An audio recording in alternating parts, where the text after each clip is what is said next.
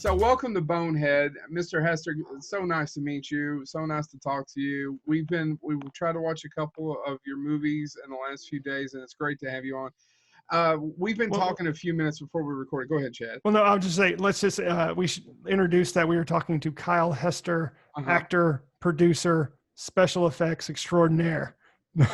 Right. Well, hey, man, thanks. I just want to say thank you guys for having me on, and it's a pleasure to be here. And yeah, you guys are awesome.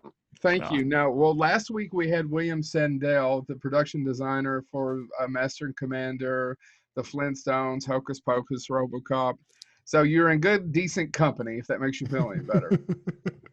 How can I follow that? All right, no. You see, I'm supposed to see what you do to make you guys look good. You don't have me follow the guy that, like, was a production designer for Master and Commander. You have me follow somebody that, like, he delivered the pizza and he's trying to start this new, club, and they're gonna do scenes on the weekends. No. I can follow that. No. So the problem with our friend, now we call him Bill, because God forbid we call him Mr. Sandell or William. We call him Bill. He's a very nice guy. We've had several people. We've had an Oscar winner on the show, but Bill is that we probably relate more to you, Kyle. If that makes sense. Oh, right on. Only difference is you're more successful at it. I always say we're just failed filmmakers who turned to podcasting in our 40s or late 30s. hey, you know what? I call bullshit on that. And no, because you guys could do a film. All you have to do is just decide to do it. But you know what I mean? Yeah, no, we've done several. We just realized we needed to eat and make a living. Well, you know what? Here's the thing. Now, if you've done several already, are they streaming? Are they online? Oh, they're short films. We've never done a full-length feature. Okay, see, here's the secret. Here's the thing that people don't think about is all a film is a long, short film. Yeah, that's true. Yes. That's true. That's it. True. So if you just go into it with that, it's all the same stuff. It's the same people, same equipment, same actors. You're just the story arc is longer, and you get to put it up on streaming sites and say you did a movie. That's true. A friend of ours has been on the show, is a low budget producer here in town, and he's got his last film, Nick Brown's, is on Amazon, right? Yep. Hey, James is here. James, you want to introduce yourself? Hi, I'm James Thomas. I actually was the one that contacted you via Twitter, so thank you for... Oh, wait to get late to the game. We already told him all that shit. I know. I literally had this all set up. I went away, and my computer did you need an update, so we'll just go ahead and restart.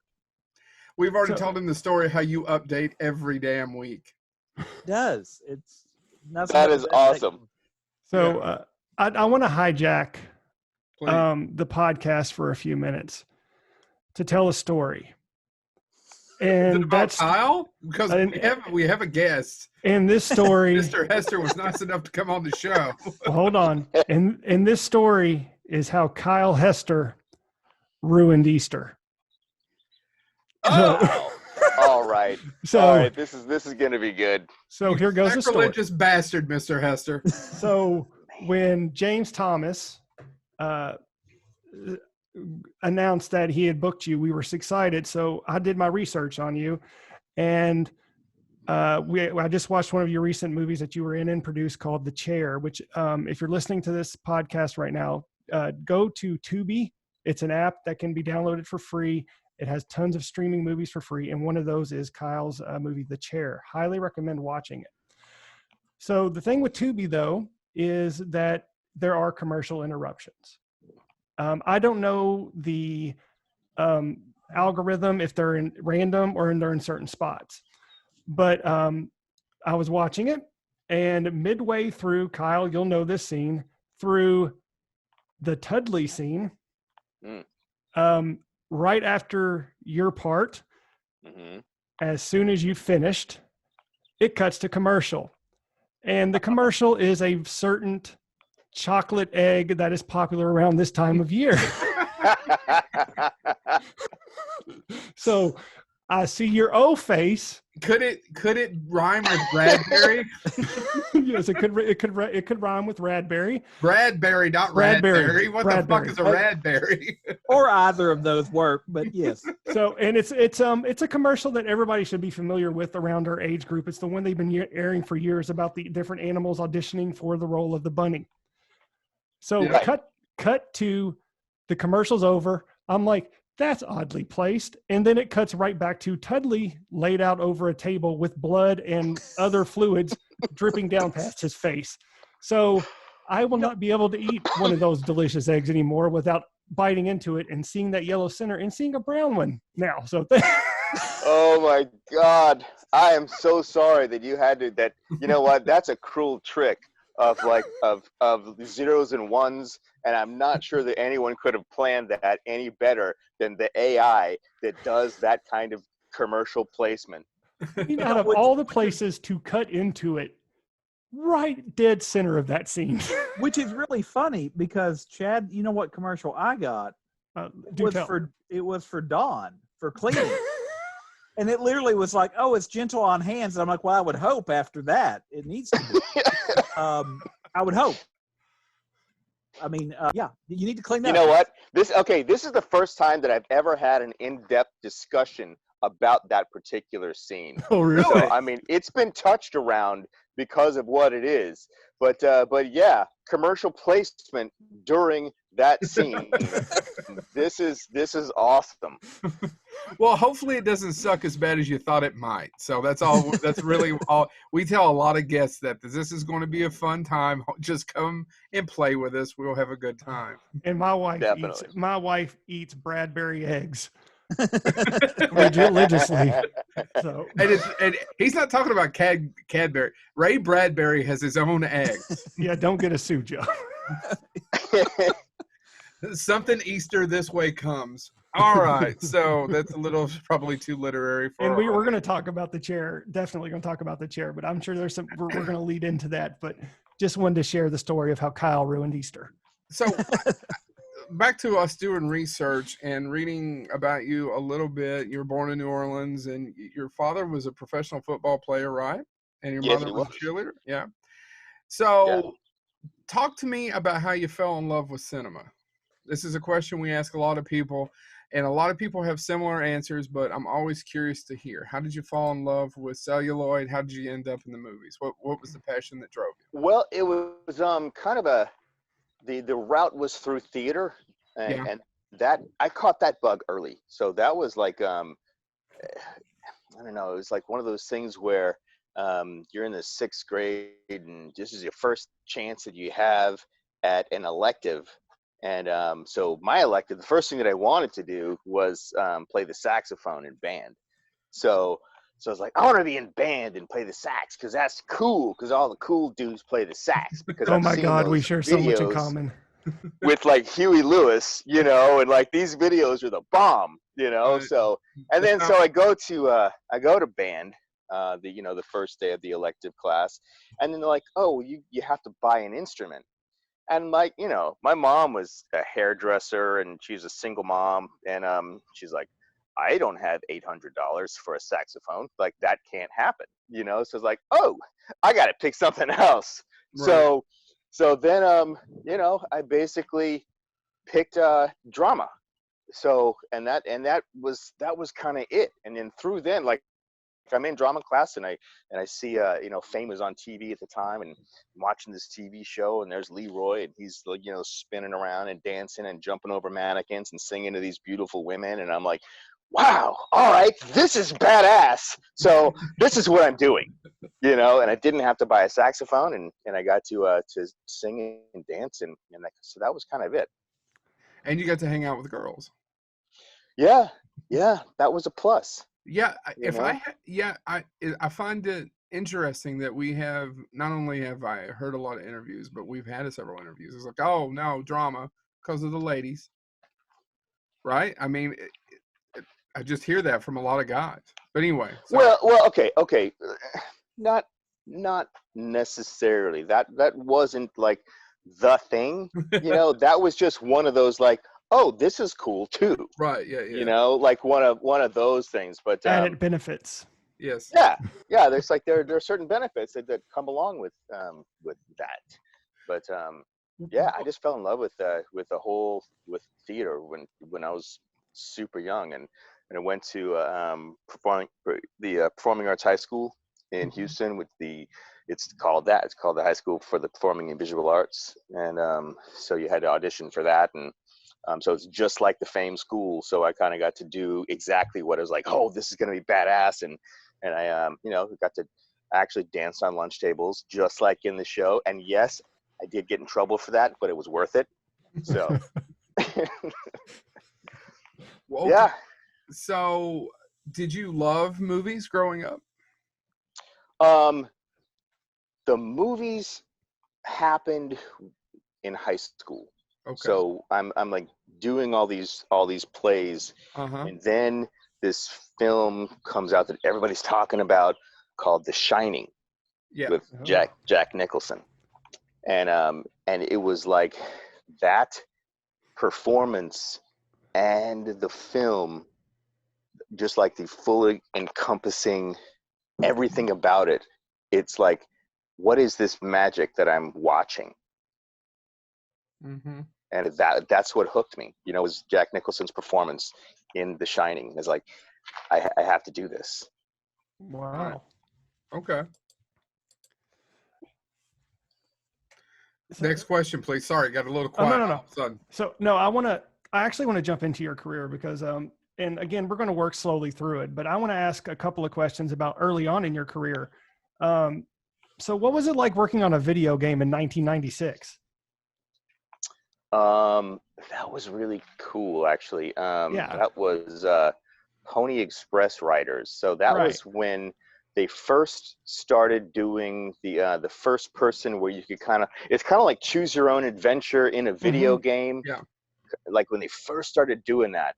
And so the whole set was green screen, so that, you know, because you're in a game. So it's like there's real actors, and then they put you inside, you know, of the game. And so basically, you know, it's like there's these big giant green boxes, and that's like the bar or the table or whatever that represents the physical thing in the game, that you can't like walk through that because that's where the bar is. So don't do that, because then you're a dick and I have to reshoot it. So so they kind of give things that help to idiot proof, you know, what you're doing. And so that was really, really interesting. And so yeah, I played Frank Ray. No, James, I believe. Yeah, Frank James. Thank you. No problem. Yeah, and so that was cool. And the character that it's like, I think the reason I got the part was because I chose something really like just kind of crazy. So I made him have a stutter, and yeah. So and I just like went for it, and the director was like, "Wow, this is just weird, but okay, keep going," you know. so yeah, I made him. It's like Frank and Jesse James is what it's about. It's about the Pony Express. Right. And so yeah, so basically gave Frank James a stutter, and I don't even know if you can find the game anymore, but I've never even seen it, but I know it went to schools and, you know, all that kind of stuff. But it was crazy. It was fun. I mean, does it have to be? Is it a little bit? Because I kind of jumped ahead because you had a very busy year in 1996, and I'd like to cover that year because there was some pretty significant work that you did in 1996. But you had straight acting roles until then, and then all of a sudden you're doing a video game. I mean, was it hard to transition to that, especially in 1996 when it literally was just a green screen? You know, there was not a whole lot of technology. The technology was pretty early in its infancy. Yeah, it's not like the Avengers now where everything's shot in front of the green screen, or most of it. I was curious how that is. Just to follow up with Chad, I'm curious how that was transitioning as far as being an actor, a professional actor. Well, I think here's the thing about that. I think that like if I've been acting like forever, so it's like if you put yourself in a character in a place, no matter where the place is, you're still acting. Yeah. Right. You know what I mean? It's like whether it's a green screen or a person or whatever, it's like you still have to do the thing, you know? So and that this is just my experience. So Right. it may be different. If people have a difficult time, no, I have to see it. You have to build me the horse that I can look at the horse. Like, or you go, oh, that's a horse. Okay, cool. There's a horse there, and then I just know that that's a horse. You know what I mean? No, so, yeah, absolutely. Yeah, so it's like, so I'm not the asshole that needs, to have someone build me a freaking horse for me to know that there's a horse there. Yeah, Tom Hanks talked about doing it in the early, a little bit more in infancy as far as mocap and motion capture for the Polar Express, and he said that it wasn't too difficult. The thing that he actually missed the most was having a costume. Huh. Yeah. Anyway, I just. I don't know, because we had costumes. Okay. So it's like I'm not sure what. Maybe. Oh, motion capture. Okay. Yeah, that's motion different. capture. Yeah. Yeah. He just missed having. Everything was fine. He just missed having a costume, because the costume helps so much build the character. Helps. Oh yeah, for sure. That is absolutely true, because it's like the layers on. That's what helps to form the characters, the costume, for sure. Yeah. No. Yeah. Yeah, I've never like put on the suit and done motion capture specifically like that. But I guess of course he did that for the Toy Story movies. Well, I think he did it for like the Polar Express. But I got to ask you about John Frankenheimer in Andersonville. That was my follow-up. I'm sorry, Chad. No. We're a trio. We're supposed to ask these questions. Well, I tell you, okay. Yeah. There's a story here to Andersonville. So this was I had come out of Cal Arts, and then I ended up in after going to New York for a little while to see if I could get something going there.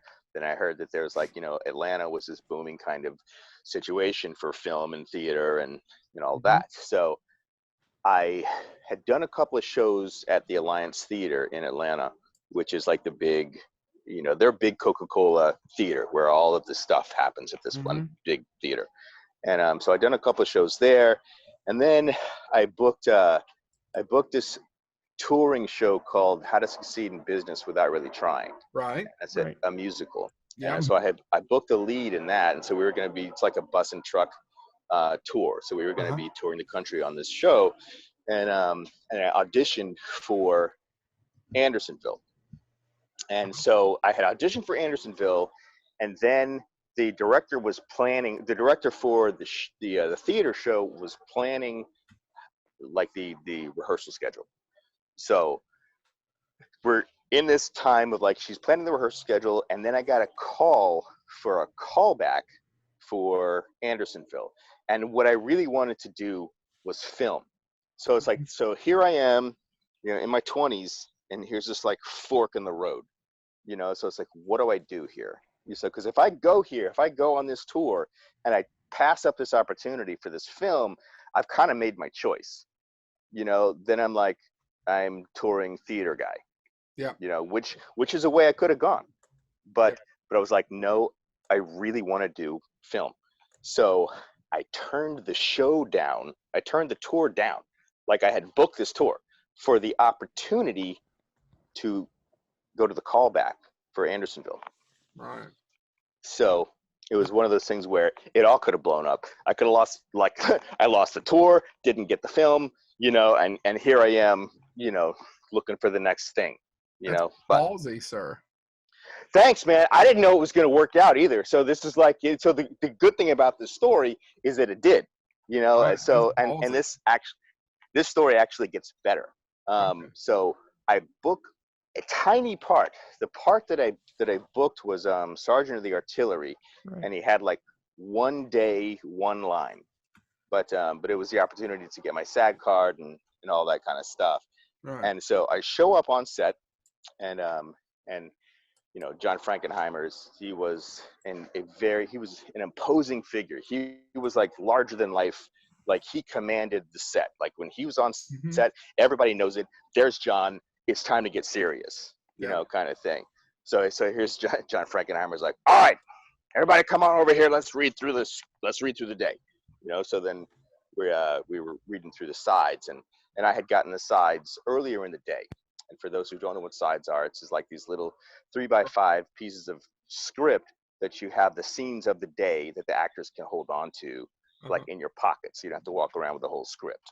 Right. So I had the sides, and I had read them all like earlier in the day, and we're up there, reading, and I'm not in this particular scene, but this actor, that they're reading this scene with these other actors, and I'm there watching, and this one actor keeps messing up, and you can see Johnny was just getting pissed, and he's like, "God damn it!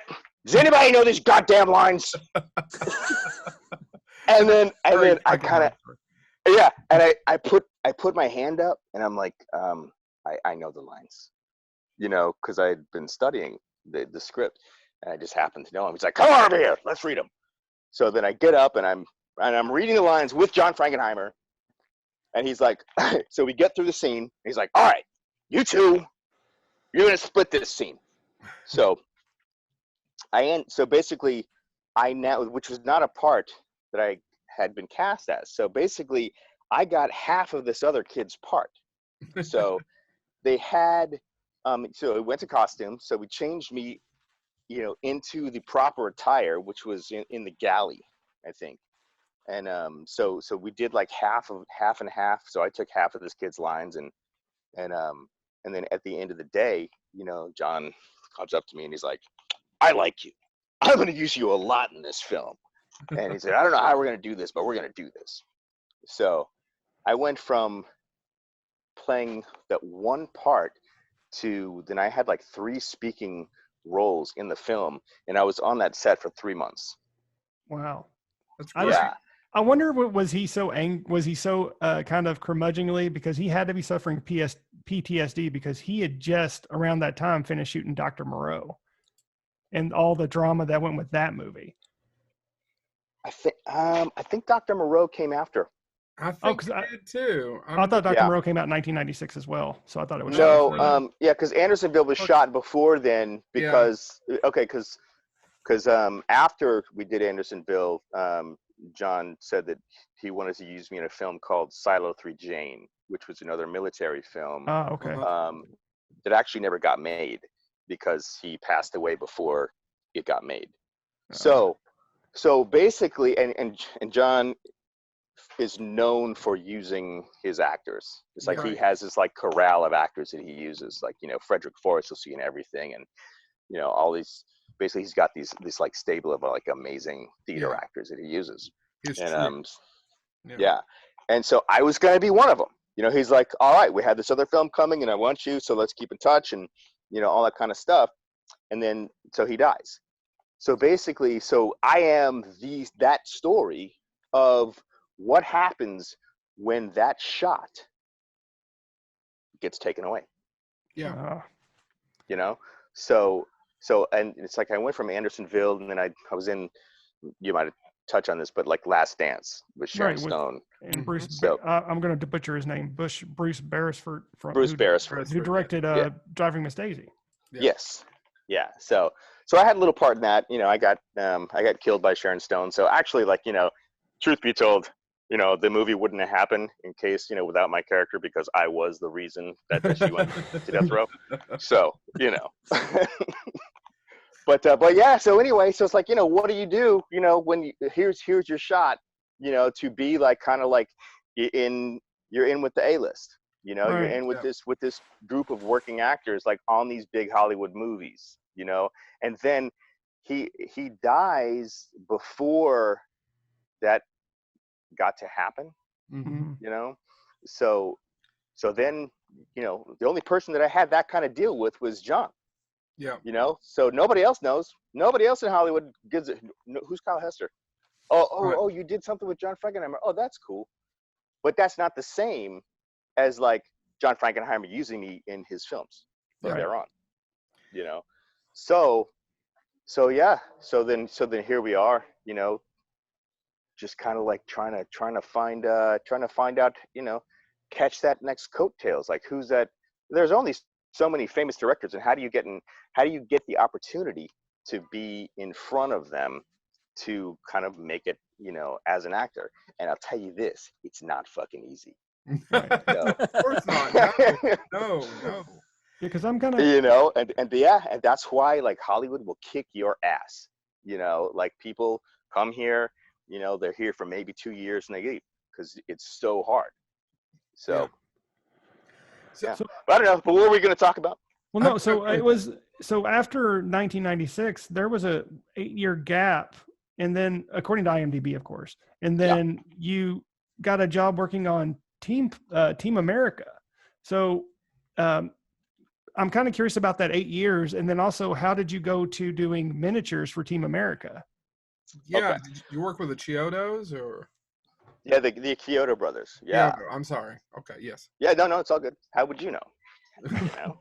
Well, actually, I should have known how to say the name correctly. Yeah, because we're huge fans of them. Yeah, we're big fans. We're big fans of Killer Clowns from Outer Space. They made. Oh, right on. Yeah. Yeah, no, they're cool. They're super cool. But okay, so here's what happened with that. Okay, so basically all of that other stuff, the Andersonville and Last Dance, that was in Atlanta. Yeah. Right. So then I like going, okay, well, it looks like, you know, the road is over here.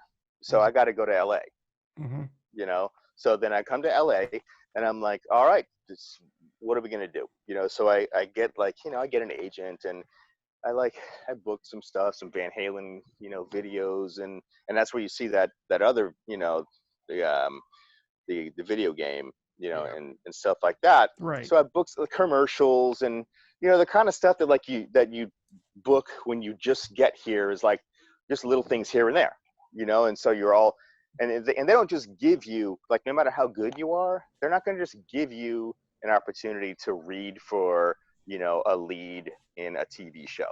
Right. That does not happen. It's not how that happens. So if anyone that's listening wants to come here and just think that you can do that, that doesn't happen, you Yep. know, because it's like just the way that, you know, they kind of like, yeah, I'll give you like an under 3, under 5, and then maybe give you like, you know, a little guest star here and there and see what happens, see if you get some traction, you know, so that's how they like build a TV career.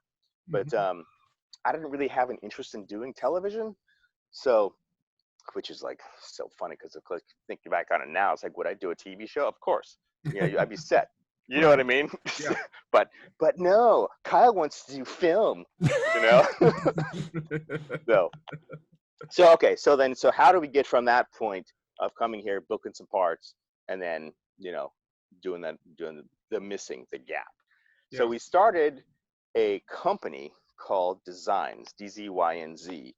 And we were going to basically use the money that we made from doing special effects and set building and that kind of thing, and then we would do our own films.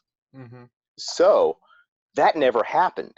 We ended up being basically this, you know, company that was doing, you know, just like miniatures and effects. I learned so much stuff doing this over the years, like working with that company, but we never ended up making a film, which is why I was interested in starting this anyway, you know? So it's like, so I'm, you know, some years later, and then we do Team America, which is what we did the third scale sets for. So we did like all of the, you know, the Paris set and the all of it. Anything that you see that those puppets were on, we made the sets.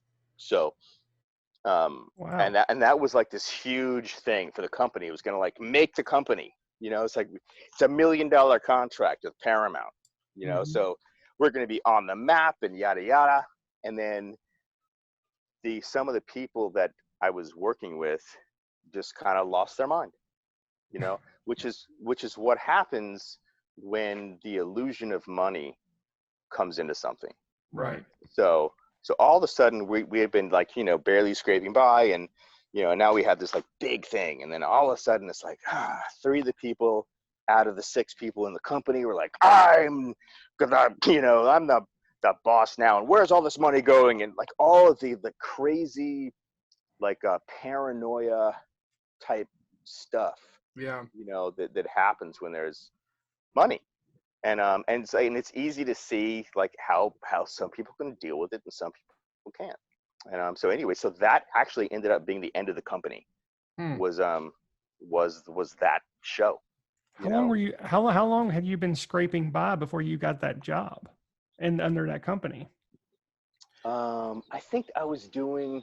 So it's probably like 3 years. Oh, Out of that wow. 8 was basically here just doing this and that and whatever, waiting tables and managing coffee shops and whatever else and doing set construction, doing gigs like that. So I did that for like 3 years while I was booking little parts here and there as an actor that don't show up on IMDb because they weren't movies. Right. So yeah, and then basically so there was 5 years of the company, of doing that, and I wasn't acting at all during that time. Where it's like, so I'm like, all right, well, this is not why I came to LA. I mean, I appreciate the fact that I'm making a living, but it's like, kind of when you're, I don't know, actors are crazy, I mean, it's like, it's true because it's like, I don't know, why couldn't that just be okay? Why couldn't it just be okay? Just like to make a good living doing sets and miniatures, and that's fucking awesome, Well, but it's like, you know what I mean? But it's like, no, that wasn't why I was here. Yeah. No, I don't think, I mean, yes, you are crazy, but we all are a little crazy. Anyone who is into this horse shit reality or faux reality is a little crazy, don't you think? It's okay. I mean, we all have a little bit of a heart of a child, beating in our desk. It's right here, and we're all a little batshit nuts. So I understand exactly what you're saying. You made a plan, and people just forgot, and holy shit, now we finally have a few dollars in the bank, and let's go batshit crazy, which is what happens between friends, right? You're all friends scraping by, and then all of a sudden there's money, and we're not friends anymore. Yeah, I've been thinking this entire time, I can't wait to betray these two guys. Like I set my clock around it. I've told them before, when they want to quit, that's fine. I will keep doing the show by myself if I have to. But the good thing is, Kyle, is there's absolutely no money in podcasting. No. There's no money in this. This truly is just for the love of the game. So, you know what? There's, and like the business side of my brain says, there's got to be a way to change this. You know what I mean? Right. Like, yeah. So I don't know what the answer is, but yeah, there's got to be a way. No, I'll tell you exactly what the answer is. Adam Carolla said it many years ago, and it's very true. The way to have a successful podcast is to be famous. Wow, you know what? Yeah, and then That's maybe you get famous with the podcast. Yeah, maybe 3 fat white dudes talking about movies. I mean, those are unicorns. There's none of those folks out there in the world. Yeah, but it's okay. It's fine. We enjoy what we do. That's awesome. That is is awesome. Thank you. Well, I'll keep thinking about it. Maybe well, I appreciate it. I'm curious how you ended up getting into producing. Well, this is another fine question that you have asked. You're very welcome. And that was The Chair. Right. And so there's the story for The Chair. So The Chair, actually Tudley, who's a friend of mine, Ezra Buzzington. I was going to say, he's a friend of you. yeah, he is actually. He's also in Preacher 6. But so I saw on his Facebook page this cool thing. He was doing this movie called The Chair. And I was like, oh, that looks badass, man. Can I get an audition for that? And so I didn't know anybody. I just knew Ezra, So he's like, yeah, let me put you in touch with Peter Simeti, who was, the creator of The Chair, which is a graphic novel. And so he's like, yeah, just contact Peter. I'll tell him that I, gave you a recommendation. So I did that. Like I got, from that Facebook message with Ezra, I went to Facebook and I wrote Peter and said, hey man, I'm sure I didn't say that. Hey man. No. So I said, Ezra's a friend of mine and I'm an actor and I'll shoot you my reel and all of that. And I would love to have an opportunity to audition for this film. So, and then he's like, yeah, shoot me the reel, and then he's like, well, if Ezra recommends you, then, we'll, I can get you a little part, so I have this role, one of the guards, Bowen. I mean, there's no lines in it, there's there. So I know you've seen the film. So yes. When I say that there were 0 lines, when the film started, it was a non-speaking role. So it's like, and he said, yeah, I'm sure you can, like, ad lib something, yeah, that would probably be fine. So then as time went on, and like Peter realized that I was actually an actor, and you can trust me with lines, and that kind of thing, that so he wrote the part in. So then I had, like, speaking lines that you all saw. Right. So what happened with the chair during pre-production? So I'm in Los Angeles at that time. So, and that's where the chair was going to be shot. Mm-hmm. So Peter was asking me, these questions. Hey, do you know sound guys, and do you know this and that, and sets, and this. So basically, he was asking me stuff about, like, how to do you know people that can make this film happen, and that's basically what a producer does. Right. So he had been interviewing, like, these big, like, kind of A-type personality producers. I'm using air quotes. In LA, and he was like, he hated them. He was like, yeah, man, they're all assholes. They want to, like, recast the film, and and do this, and tell me I can't do this way, and they want, like, 10 grand a week, and, like, all this kind of stuff, and I can't pay it. Fuck them, So this is Peter, and he said, well, you seem to know everything, Kyle. You want to produce it? Yes. So I said, yeah. So I said, yeah. And have I ever produced anything? No. But have I done just about everything on a film set? Yes. Right. So it's like, okay. So then here we are, and so that was my opportunity to produce the chair, and there's, as far as the producing side of the chair, there's more to the story if you'd like to hear that. Absolutely. You go. All right. You go. So on the chair, it was about 3 weeks before shooting, and we didn't have a location. So, and it's set in a prison. So, like, the director and the other people that were kind of already in place before I came on board had set up these things to go location scout. So they were looking at these city jails and the old women's prison that was not working anymore, and for one reason or another, it didn't work. It's like either the scheduling wasn't going to work, or there was no power, or something like that. And in this one place that I actually got to go to, which was this little city jail down in one of the beach cities down south of LA. So we walk into this city jail, and you walk in, and you go, hello, hello, hello, hello, hello. It was like this big echo chamber. And then I basically snapped my finger, like, one time, and then said a couple of sentences like, we can't shoot here, Yeah. And the director was like, sure we can. I said, no, we can't. It's like, we can just fix it in post. And I'm like, who's gonna fix it in post? It's like, you can't fix a whole fucking movie sound in post. You'd have to have all the actors come back and redo the entire dialogue. So this was me, okay, as, like, this guy who came on as a no-line part. All of a sudden, I'm the producer of it, so that means that I am responsible for all of it. How it looks, what it sounds like, all of that now falls on my shoulders, not the director. And that's what I think that people don't understand about what the difference between a director and a producer is. Yeah. So a director can come in and wave his hand and go, I want this. And the producer goes, that's not going to happen, but I'll give you this. Mm-hmm. So, and that's kind of how that relationship works. So like, the first thing that we go to, I'm telling him that, we can't shoot here. Like, it's not possible. And so he wasn't happy with me, which sets up an interesting relationship as an actor director down the line. Right. So we didn't do it. And then so I'm on the phone with Peter, and I'm trying to explain to him why we can't do it. And he says, well, what are we going to do? So I said, I'll build the set.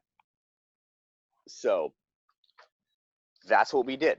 So we had 3 weeks until we shot the film. So I'm in my backyard, actually the very backyard I'm in right now. and I built that set in 3 weeks, and we put it on a soundstage in LA. Really? You built an amazingly accurately the term that comes to mind is it looks very accurately scuzzy, for lack of a better term. Like it looks like an aged, nasty prison, and you did that in 2 weeks. It was full credit 3 weeks, but yeah. Okay. That's because as I was watching it, that was one of the things that I actually looked up. Was I was like, where was this filmed? Because it looks appropriately, especially in the beginning. That film itself played with my mind because I'm like, yeah, that guy needs to get out. And then by the end, I'm like, maybe he doesn't. Okay, good. I see where this is went. But so it kudos. It messed with my mind. But that's really interesting how quickly that you brought that together, because I kept thinking. It made me think in some ways. There's a film called Session 9 that was filmed in a sanitarium. And there were occasional moments in it where I'm like, where did that door come from? The door to the chamber. And all. I was like, so it was, that's very interesting because that was one of the things I wanted to ask. So thank you. Yeah, no problem. Yeah, it was a trip, and it was stressful, and like as far as like some inside baseball, there was another friend of the director who was going to be the UPM, the unit line producer. Yeah. So, and in this group email, he basically was calling me out about being able to build the set, you know. So he said, yeah, like in your field of dreams or something like that on this mass email talking about me, you know. And so I read the email and I called him like instantly. I said, look, man, I know I don't know you. You don't know me, but you don't fucking call me out in front of people like that. You know, I'm going to let this go this time, but like this is the last conversation we're going to have about this. And I'm building the set, and that's what's happening. So that's how that went. And he left the project after that phone call. Yeah. So that was like before shooting. So this is 3 weeks before. Yeah. So this is 3 weeks before we shoot the film. And so as I'm building the set, I've now basically one of the director's friends, who was going to be the UPM, left the film, you know, because everybody thinks that they can talk shit, you know, until somebody calls them on it, you know, and I'm the first one to go, you can't talk shit to me, you know, because it's like, first of all, I can build the set. And if you want to have a conversation with me, please give me a call and I'll explain to you exactly how I'm going to do it, you know. Right. But people like to have the inflated egos, and it kind of goes back to the like what happens when you get money. Yeah. You know, ego's it's a funny thing that does to people. Right. But anyway, so that's that story. So I do, Joe, I'm going to jump in real quick since we're talking about the chair. Just out of curiosity, and I'm sure you probably get this question a lot, so I'm sorry, but hold on one sec. I got to ask, what was it like working with Roddy Piper? Because he is an icon of my childhood. I've always been a fan of his, never got to actually meet him, regrettably, but I was kind of curious because you've actually got to work with him in person, got to know him, I'm assuming. I was just kind of curious what Roddy Piper was like. Here's what I'll say. You know how like how sometimes this is a good ending to this setup here. Okay. But when some people say you never want to meet your heroes. Oh no. You know, but I will tell you this, Roddy Piper is a hero that you want to meet. Okay. Awesome. Because he was the nicest guy, and he treated everybody like they're your best friend, you know, and like genuinely interested in what you're talking about, and like, you know, how you doing, man? Tell me about, you're married, you got a wife, you know, tell me about, like, those kinds of questions, like personal, like I want to get to know you, kind of thing, and joking around with people and always like lighthearted on set and stuff. So he was awesome. Just a genuinely wonderful person. And his performance in that movie was amazing. Like, it genuinely terrified me, just from his as sadistic of a character as he was. Yeah, I think The Chair is probably one of Roddy Piper's best performances. And the thing I is, can't argue that. And the thing is, it's like, and nobody really know. I mean, The Chair is not like a breakout hit. Like, not many people know about it. So I appreciate the fact that we're talking about it right now, so that like Roddy can get some more, can get credit for the work that he's done. Yeah. After I watched it, actually, there's a group of people that I talked to, and the first thing I said, "Have you all seen this film?" Because I was like, it's one of those things that I almost wished I could have saw it in a theater with a group of people, because I want other people to see it so we can have conversations about it. Because the setup in the beginning of the film and the way it changes over time, I almost felt like I needed to live tweet what I was watching, because it was so because at first I was like, oh no, this is absolutely, what we need to release him right this second. And then by the end of it, the experience changes. So, yeah, it is a psychological journey for sure. Yeah. Yeah. Oh, I'm going to change up a little bit, because you worked on a movie that I quite enjoyed, that I don't think a lot of people talk about either. And what it was is you were the art director on several segments of Tales of Halloween. Can you talk about that? I was going to bring that up too. Oh, I'm sorry. Well, I keep stealing Chad's question. Oh, I'm talking plenty. I'm just glad we're all. This is why we're friends for over almost 20 years now, Kyle. We all have the same hive mind. Somewhat, awesome. But then we never really agree on anything. We never agree on anything. Except for maybe Ghostbusters, and that's about it. But I am curious about Tales of Halloween, because I think Tales of Halloween so anthology films, I love them, but a lot of them, unfortunately, they suck, right? They'll have 5 different directors and not everybody's equal, and it doesn't quite work out. I actually really enjoyed Tales of Halloween. So can you talk about your experiences on that? Well, actually, yeah. I mean, I was pretty much just a hired gun on that, So, so me and Anthony Pierce, who is the production designer, basically, you have like $4 to make a bunch of really cool sets. So so how you gonna do it? Right. And so that's what we did. It's like from finding.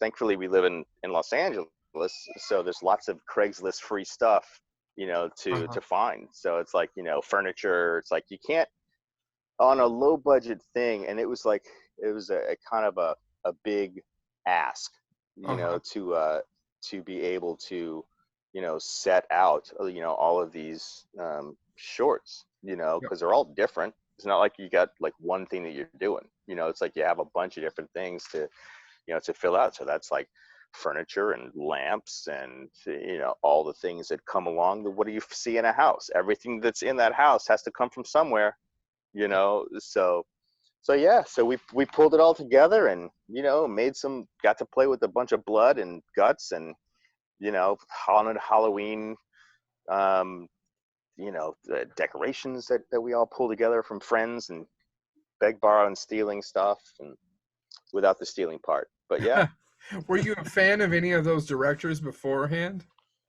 Yeah, what's funny? It's like I actually was not really I've never really been a big horror fan. Yeah. So it's like, I knew that like when I got on set, it's like, oh wow, these people must be like really famous because of the way that like people are interacting with them. So I'm like, I'm here to do a job, and like, oh cool, nice to meet you. So it's like, I don't know. I am a fan of the work that people have done. It's like, if you can make a name for yourself doing anything, it means that you have done something that few other people can do, and that you've kind of like, you haven't pissed off a whole lot of people and you're still doing it, and that's awesome, and so yeah, I mean, it's like, I'm not starstruck, easily, Yeah. I'd say Jack Nicholson would be like the only person, I think, because as an actor, it's like I can't be starstruck.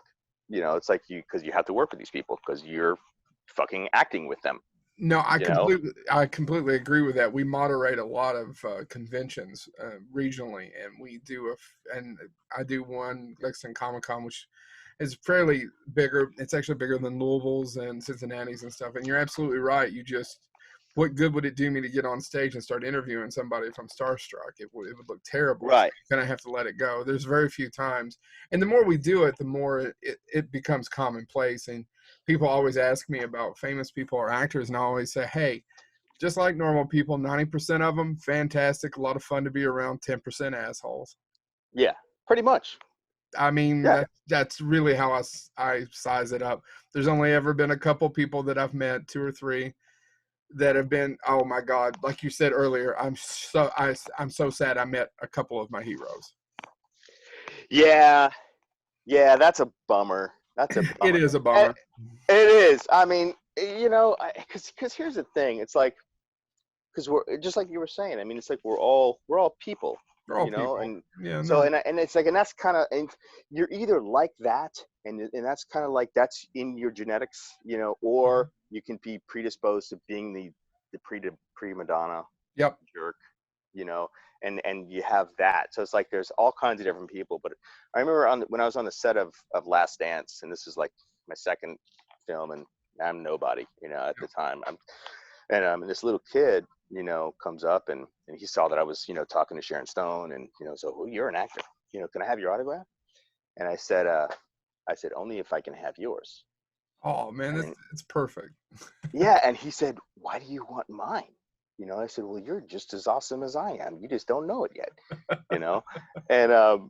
and so I gave him mine, and he gave me his, and it's like, and that's the kind of thing that I think people will remember. I hope. Yeah, I've got to ask you a question. Do you have, and you don't have to tell it if you don't, but how was your experience working with Sharon Stone? Do you have a horror story? No, man. As a matter of fact, I don't. And she was super nice, and I will tell that forever. She was a very nice person, super professional, and nothing good but good things. And she just wanted to work and do a good thing. And she was not like a prima donna. I mean, there's like other people that are way less famous than Sharon Stone who have been more prima donna like on sets. So I mean, I don't have experience with her or on any other set, but she was awesome. No, there's someone who is very notable who's not easy to work with, and I've met before and had an absolute wonderful time with. So I understand what you're saying. I did not experience the same thing that multitudes have experienced. Yeah, no, but she was awesome. She was very cool. Yeah. Okay. Well, excuse me. So sorry about that. So has there been someone you've worked? Well, I don't want to put you out, but is there someone that I'll ask and you can tell me no? Has there been someone that you've worked with that you would say, I wouldn't do it again if I could? See, that's a tricky question. It is a tricky question because you work in the business and you don't have to answer it. That's okay. I mean, look, yes, absolutely. Right. There are people that that I've worked with recently, that I would not invite onto another set. Yep. And we may not even know who they are, right? Yeah. Well, I mean, you might. It's like.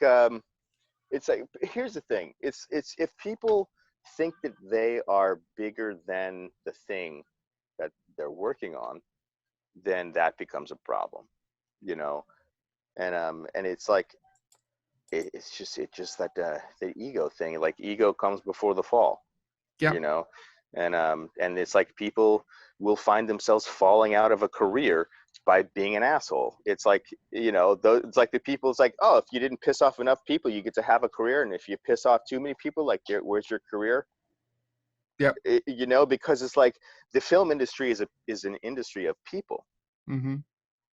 So it's like, if you're one of those kind of trouble on set, ego, prima donna, all that kind of stuff. And a prima donna can be a guy or a girl. Absolutely. So I'm not being sexist, No, the people I've met who've been horrible have all been men. Isn't that a bitch? Yeah, it really is. It really is. It really is. I mean, don't get me wrong. We've dealt with some people in both sexes, but the truly horrible ones have been men. It's funny how that works out. I know. Yeah. I know. I think they get away. I think the world is sexist. I do think they get away with it a little bit more. Yeah. But So anyways, going off the topic. Go ahead, Chad. I do want to ask a question about filmmaking, if that's okay. Yeah. Because you have and you mentioned this earlier about short films or just the same as a regular length film. It's just a regular length film is a really long short story. But in terms of shooting and acting and everything involved with a short film versus a long film, a long form film, what can you give us some comparisons? Because I'm just kind of curious how like a set on a short film works differently than a set on a feature length film. If that makes any sense. I would say the difference is the difference between like 100-yard dash and like a mile run. Yep. So it's like, because like the days are long and it's like a film set, as it's like it's very kinetic and high energy and high stress, because you got to get your shots and all of that. So it's like you have to be ready mentally for the marathon that you're about to get into, so, and that's try to get sleep, then that's like one of the things is like not easy to come by. Well, I mean, maybe for other people, but it's like if you're producing something or if you're in charge of things, like if you're in charge, the heads of departments, your department heads have to be really super organized and ready for the like 3 days ahead, so that they're not scrambling for, oh, damn it, I needed red candles for this. Like we're about to shoot and like there's no red candles, and it's like on the freaking script, where are the red candles? You know what I mean? That's up next, so then if they're out running out, sending somebody to Kmart to go get some red candles right before something, then something has fallen through the cracks, Yeah. So it's just having everyone on the same page and super organized and going for the marathon, and also having good food on set that's going to keep people energized, where you don't have a bunch of candy and sodas and stuff like that. It's going to crash everybody in 2 days, so having healthy stuff on set too. Okay. I never thought about that. So we've got to move on to your second producing credit. So let's talk about your zombie picture. Where was it shot? It was shot in Manhattan. Manhattan? Wow. Yeah. So we were in all over the city. Huh. But yeah, so it was like shot in July, the hottest week of the summer, like that opening scene where I like come down into the basement. Yep. So that was a basement, and it was like 100 degrees in that room for 3 days, and it's like actually suffered from that. It's like I almost got kind of heat sick, from it, for being in there for 3 days in a row. Yeah. But we all, thankfully it was only 3 days, because then we got to kind of go outside and shoot some night stuff and like get our bodies back together. But yeah, so full disclosure, I was a co-executive on that. So basically Hilton Ruiz, who's the creator of that and the director, he was the producer, and so I came on to play the role Hank Ray, and let's crowdfund it together and we'll raise money for it, right? And get it. And so that was my role. So as far as like all the other stuff that I described about producing, I didn't do any of that. So Hilton did all that for Zombie. Okay, well, I really, damn it, all right, because I had a couple of questions about the making of it. Maybe you can answer it for me. I really liked a lot of the drone shots. Yeah, and that's Hilton's guy, and so the guy that he got to do those drone shots is like a famous drone flyer. Really? So they were really good. They were really good. Yeah. Yeah, so he does like Super Bowl commercials, and like, so that's like what he does. So like there's some key elements that like, you know, Hilton paid a lot of money for. Yeah. So. Well, and that was what I was going to ask too about the animation in the film. Was that stylistic? Was that a stylistic choice? Was that a money choice? Was it a combination of all those things? That was actually not a money choice because that was expensive too. Really? That guy, yeah, because that guy that did that animation did the animation like for MTV. Like he was like super famous for doing that style animation on MTV a lot. So, so Hilton just like, as you know, director brain, he was like, I gotta have something really cool, you know. So right, well, let's do that. Yeah, as I was watching, I was like, "What the hell?" And then I went back and was like, "Did I miss something?" You know what I mean? Because it's jarring, but I really enjoyed the animation in it, and I was interested too because it's based on a short film. He did the short film, correct? Before they did the movie. Web series. Web series. Okay. Yeah, so he had like 5 or 6 webisodes. It's on YouTube. Mm-hmm. Yeah, so it's all based like off of that. So basically, here's how I got involved with Zombie with a Shotgun. Please. He had seen, you know, because we're both big on Twitter. So he had seen me on Twitter. So we're like familiar with each other on Twitter, you know, having, you know, a lot of followers and some traction on Twitter. And so we get on the phone and I was like, hey man, you know, what's going on, bro? You know, what are you doing with this? You know, you're gonna make a movie? He's like, I don't know. I've been thinking about it. I've got some you know, some people that are maybe interested, some like big money people. I'm using air quotes again. You know, that they're talking about financing it. And I was like, really? Is it happening? And he's like, no, they're kind of being flaky. And I was like, dude, it's not gonna happen. Let's just do it. You know, I said, let's just do it. Let's launch a Kickstarter. You know, he's like, really? I said, yeah, let's do it. He said, all right, let's do it.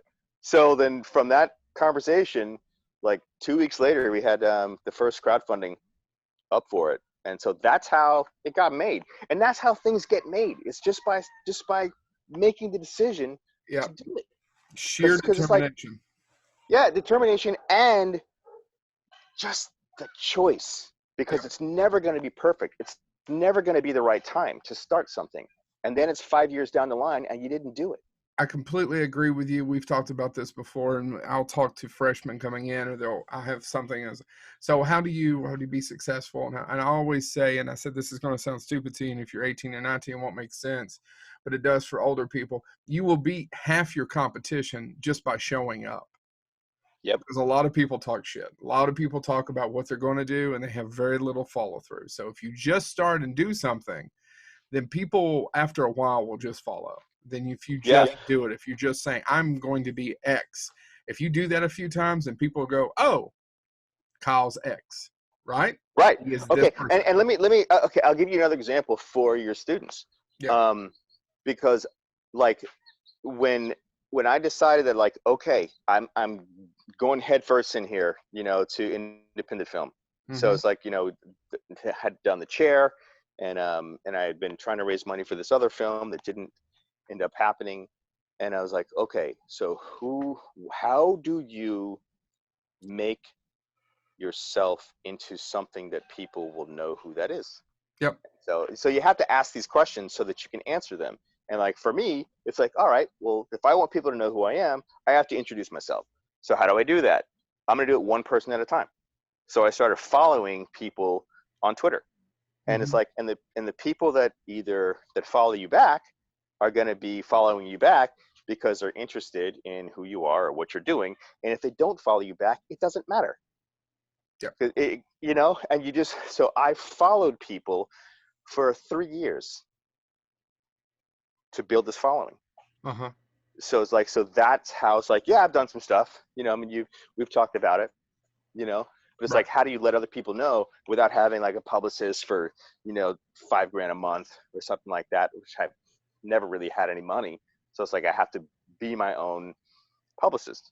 So I would like tweet things, you know, about stuff that I've done, you know, here's my acting reel, give it a like, share it if you like it, you know, make some jokes, tweet about politics, tweet about, you know, being a Viking, you know, it's like whatever whatever is like personal to me, that it's like, so you're sharing information about yourself and you're sharing information about what you do, because people get invested in you as a person, unless you're just like an A-list famous person because, you know, you're just famous because you just did this multi-bazillion-dollar film and you played Batman. And then, oh, that's that new guy that played Batman. Yeah, he's pretty good. I think I'll follow him. But if you don't have that opportunity, then you have to do it the other way. Yeah. Well, you could probably teach us a lot about that. That's probably exactly what we need to work on more. I mean, I really have got to ask you about Preacher 6. And if I know it's not out yet. I don't know how much you can tell us about it, but can you give us a little bit of information? Can you tell us what you're doing? A little bit about it? Who's in it? Yeah. Zach Galligan's in it. Yeah, basically Preacher 6 is kind of like, it's my baby that's waiting in the wings, you know. It's the thing where after I did The Chair, because there's a little bit of a story to how that kind of happened too. Oh, tell it, please, from beginning to end. Yeah. I had been involved in this other PTSD war movie that we were trying to get funding for, and it after about 5 years of trying to raise money for it and get traction, and we have there's a sizzle reel trailer for it that I got some of my friends to help out and do. Then it got and this is another money thing. It's like when the money became potentially real, one of the major people in it lost their mind and would not give me a paperwork when, what's that thing that you sign when you need rights to do something? Help me out. Release form. Yeah, it's like basically giving you the rights to be able to represent a project. Oh, okay. Yeah. So and he would not sign this paperwork. So he's like, if I want to, I can take this film out from under you whenever I want. And I was like, oh, all right. Well, I guess this is our last phone call then. And this was after 5 years. Oh, so it's heartbreaking. Yeah. And so this is the kind of shit. It's like, oh, so this is another good thing for your students. Always have paperwork. Always have paperwork that puts you in a legal position for the project that you're putting all of your life into. Yeah. Because if you don't, then you have no legal recourse. So was it basically you had taken out a verbal option on it? Is option, I think is that's it. Option. Yeah, option. Yeah. Option. Yeah. Yeah. So I mean, and it's like, yeah, I could have, it's California. So it's like basically, a verbal contract is a contract, But at that point it's like I'm not gonna go down that road because I don't have money for lawyers and and there's nothing there yet. So basically the whole thing blew up. And this was like after 5 years, of working on something, and I'm livid. So I'm in my backyard and I'm kicking shit around and throwing things, and then I got a couple of cocktails in me now, and my wife's inside and she's pissed off, and she's like fucking throwing things too, and then and she's like, she's a writer, she's an artist, she's amazing. And I walk inside and I'm like gonna go get something else to drink, and I walk inside and she's walking around the house and she's saying, "Preacher," like that, and I'm like, that's really weird. What are you doing? And she said, I don't know, but it's really cool. And then she started like telling me this idea that she was having about this film.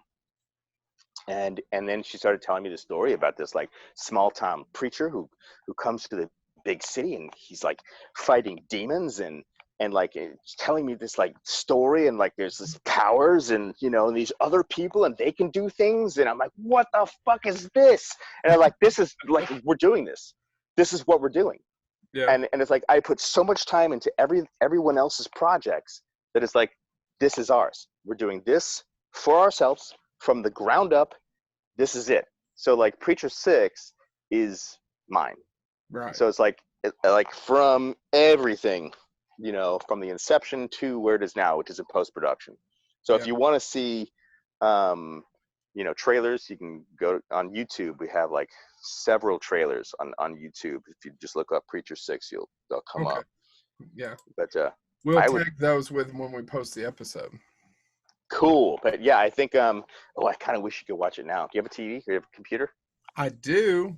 We are in the middle of recording, so I don't think I can pull it up on Zoom. But okay, right. Never mind. But anyway, as we're done that would have been that. Yeah. Cool, right. Cool. But yeah, so right now, we're in. It's like that's one of those things where we kind of went big or go home because there's a lot of VFX in it, and so that's where we are right now. It's like, you know, the editing is like, you know, it's kind of done. The like timeline's done of editing, and so now we're in like, holy shit, like this VFX, which, you know, when you don't have, it's like time and money, and so you know, and it's like you gotta pay people to do things, you know. So now we're still trying to raise money, you know, to finish the film, and here we are in coronavirus land, and nobody has any money, and everyone's panicking about, you know, what they're going to do with their life, you know. So yeah, so Preacher 6 is there, and you know, maybe I'll apply for one of those SBA loans, and that'll be the answer, you know. Well, hopefully. But, yeah, people talk about that. Rob Zombie did not 3 from Hell, but 31, and his was crowdfunded, and he actually had it financed. And he talked about the crowdfunding money actually went for post, because he was talking about, if you're not familiar with film, that's where a lot of money goes, that you're always running out of money in post, and that's where he saved all of his crowdfunding money was for post. That's really smart. Yeah.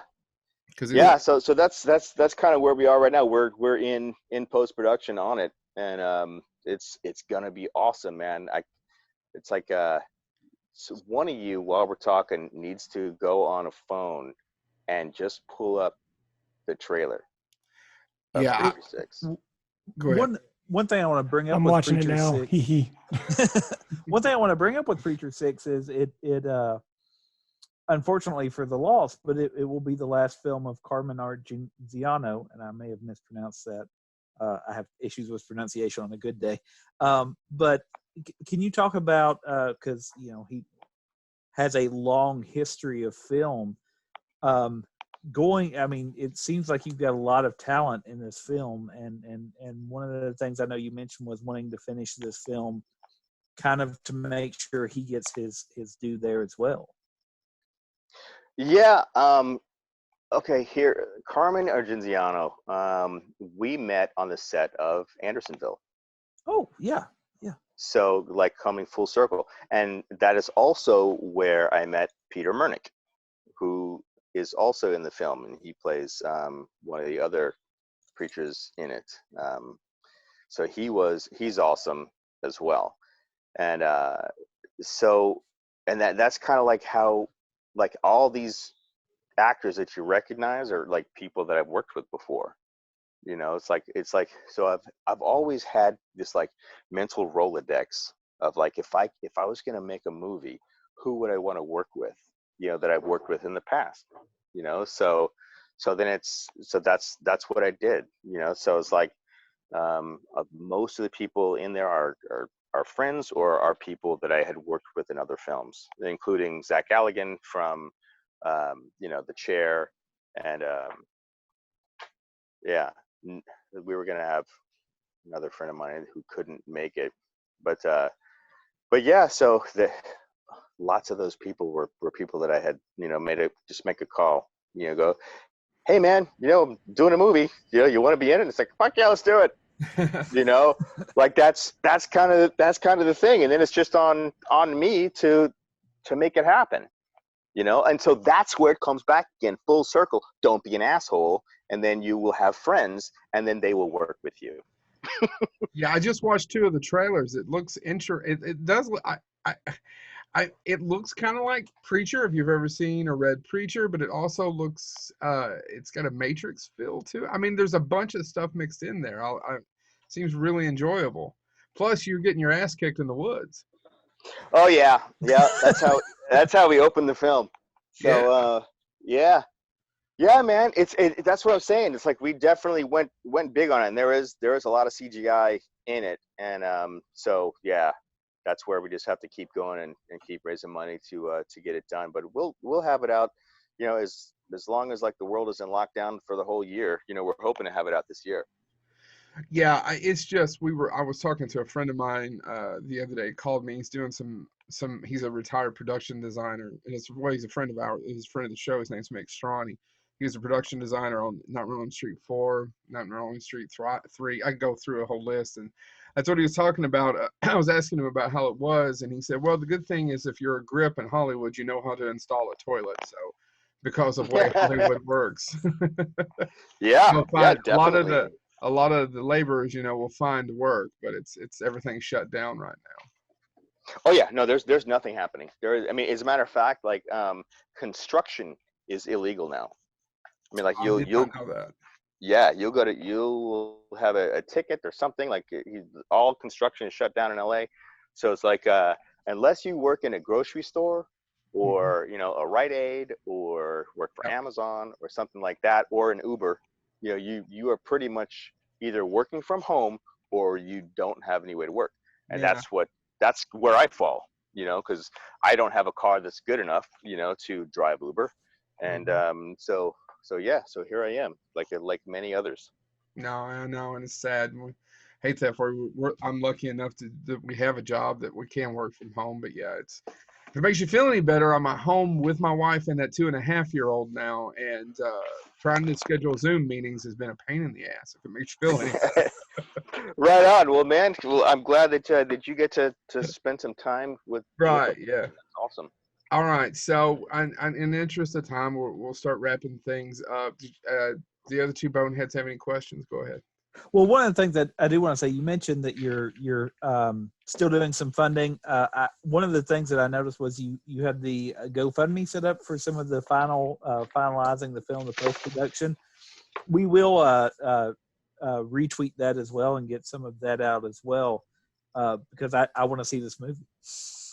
I appreciate that, man. Yeah, it's like we need all the help we can get, and I haven't, because of like what I am trying to be sensitive to what's going on, so I haven't really been pushing the that particular aspect, because I think when it first started, I sent out a few DMs, hey, check it out, yada yada, and hey man, I got a lot of like, don't you know what's going on? And I was like, oh, yeah. Well, we'll do it on your behalf, because sensitivity never has been our strong suit. No, nobody's going to accuse us of being empathetic, so don't worry about it. So we'll be the bad guys. We're perfectly fine with that. We're fine with that. I love it. All right, Chad, do you have anything? I'm sorry, go ahead. No, I just want to promote. So get the Tubi app and watch The Chair. And if you have Amazon Prime, check out Zombie with a Shotgun. You can watch it for free on the Amazon Prime. Yep. Yeah, Zombie with a Shotgun is also on Tubi as well. Oh, it is? I didn't look because I found it on Amazon Prime first. Yeah, that's actually where I watched it, was Amazon Prime. Was Zombie with a Shotgun was on Amazon Prime. Right. Watch it wherever you can. Yeah. Leave a review if you would be so kind. Absolutely. All right, cool. Mr. Hester, thank you so much. We will definitely send out some stuff about Preacher 6, and if you're okay with it, we will tag you to Hell and Back when we post this, which will probably be this Saturday or Sunday. Of course, yeah, and I will retweet the hell out of it. You're the man. Thank you so much. We appreciate it. Thank you for taking a random request to do this. I greatly appreciate it. Thank you. Oh, I do have one last question, if you don't mind. Not at all. Do you have any? I'm a huge Frankenheimer fan. Do you have any other stories? Did you get to hang out with him on the set at all, more than just being there and kind of being? Did you get to talk to him at all? Get to know him? Yeah, I wish I had an opportunity to talk to him more. But I mean, after I was able to go and like meet with him. After here in LA, because we did some ADR and another. So this is like another stupid actor, Kyle, when I was a young actor. So I'm doing ADR with Frankenheimer, And ADR, for those who don't know, is when you're doing additional recording, like you're dubbing your voice. So you're looking at yourself acting, and you're matching your voice to what you're doing on screen. So I'm doing this, and I had like these boots on. So I'm doing the thing, and then John says, "Hey, sometimes it might be easier if you took your shoes off, and I was like, oh, right on. And I was thinking that he was just suggesting something that might be easier for me, and I was like, no, I'm cool. I'll just leave him on, and then we did it again, and he said, it might be better if you took your shoes off. He was trying to be polite, saying your boots are making noise, bro, and it's just like, I didn't get what he was saying, and I was like, oh shit, I look like such an asshole right now, but no. But yeah, he was awesome. That's great. Awesome. So I did take my boots off, and I did it barefoot, like I should have. Yeah. They died with their boots on. That should be the name of the episode. All right. Or Kyle ruins Easter. Kyle ruins Easter. You can use that one. That's freaking awesome. I think that's probably perfect. Chad's right. Well, thank you so much, Kyle. We appreciate it, and thank you so much for your time. And good luck with Preacher 6. We'll promote the hell out of it for you.